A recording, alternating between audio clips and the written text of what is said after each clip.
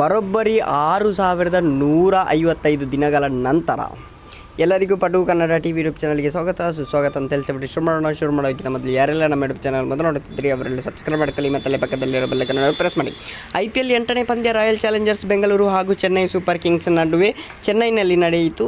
ಈ ಪಂದ್ಯದಲ್ಲಿ RCB ಅಭಿಮಾನಿಗಳು ಯಾವ ಫಲಿತಾಂಶವನ್ನು ನಿರೀಕ್ಷಿಸಿದ್ದರೋ ಅದೇ ಫಲಿತಾಂಶ ಹೊರಬಿದ್ದಿದೆ.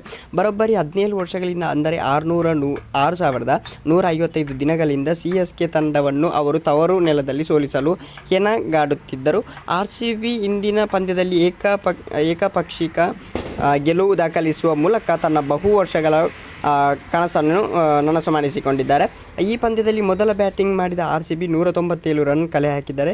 ಈ ಗುರಿ ಬೆನ್ನಲ್ಲೇ CSK RCB ಕಾರಾರುವಕ್ಕ ದಾಳಿಯ ಮುಂದೆ ಹೀನಾಯವಾಗಿ ಶರಣಾಯಿತು. ಈ ಪಂದ್ಯ ಗೆಲುವಿನೊಂದಿಗೆ RCB ಪಾಯಿಂಟ್ ಪಟ್ಟಿಯನ್ನು ತನ್ನ ಪಾರುಪತ್ಯವನ್ನು ಮುಂದುವರಿಸಿದೆ ಅಂತಲೇ ಹೇಳ್ಬೋದು. ಓಕೆ ಗೈಸ್, ಮುಂದೆ ನೋಡೋದು ಸಿಗೋಣ. ಅಲ್ಲಿವರೆಗೆ ಲೈಕ್, ಶೇರ್, ಸಬ್ಸ್ಕ್ರೈಬ್ ಮಾಡಿ ಅಂತ ಹೇಳ್ತಲ್ಲ. V so much.